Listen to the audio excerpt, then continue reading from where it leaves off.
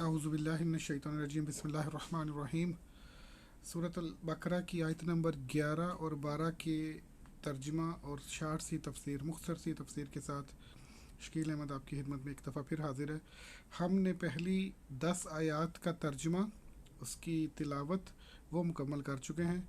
Family Quran time एक totally free एक platform है जो आपके लिए और आपके बच्चों के लिए कुरान सीखने और तर्जुमा सीखने का, कुरान की तिलावत और तर्जुमा सीखने का एक बहुत ही उम्दा प्लेटफॉर्म है यूट्यूब के ऊपर।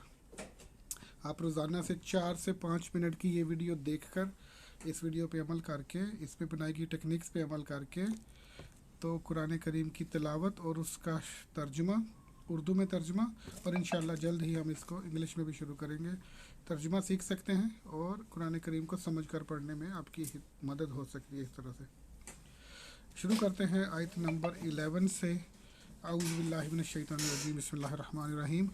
व इज़ा कीला लहुम, जब उनसे कहा जाता है। व इज़ा का मतलब होता है व्हेन, जब उनसे कहा जाता है। कीला कहा जाता है, लहुम उनसे, हम का मतलब होता है दे, लहुम उनसे।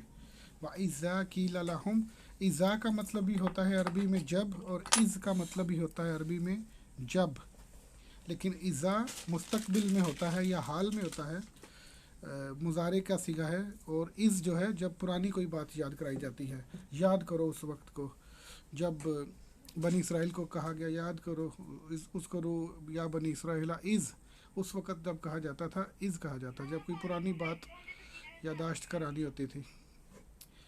ला तुफ़सिदू फ़िल अर्द, दुनिया में, ज़मीन में फ़साद पैदा ना करो, फ़साद बर्पा ना करो। व इज़ा क़ीला लहुम, जब उनसे कहा जाता है, ला तुफ़सिदू, फ़साद मत मचाओ, फ़िल अर्द, इस दुनिया में, इस ज़मीन में। कालू, वो कहते हैं, तो वो आगे से जवाब देते हैं, कालू इन्नमा नहनु मुस्लिहून, इन्नमा बेशक, नहनु हम, मुस्लिहून इस्लाह करने वाले हैं। इन्नमा नहनु मुस्लिहून, हम ही तो हैं जो इस्लाह करने वाले हैं, फ़साद नहीं, हम तो इस्लाह करने के लिए जो भी वो अपने काम कर रहे हैं उनका जवाज़ ये पेश करते हैं कि हम तो फ़साद नहीं मचा रहे, हम तो इस्लाह करने वाले हैं। आजकल के ज़माने में ये बहुत अच्छी एग्ज़ाम्पल आपने देखी होगी कि एक कोई सुपर पावर आती है, वो जमहूरियत के नाम पे या किसी अपनी ह्यूमन राइट्स के नाम पे या फिर वीमेन राइट्स के नाम पे या फिर किसी भी चीज़ को बहाना बनाकर एक पूरे कंट्री, एक पूरे मुल्क की ईंट से ईंट बजा देते हैं, उसकी गवर्नमेंट को तोड़ देते हैं, उसके इंस्टीट्यूट्स को तबाह कर देते हैं, उसके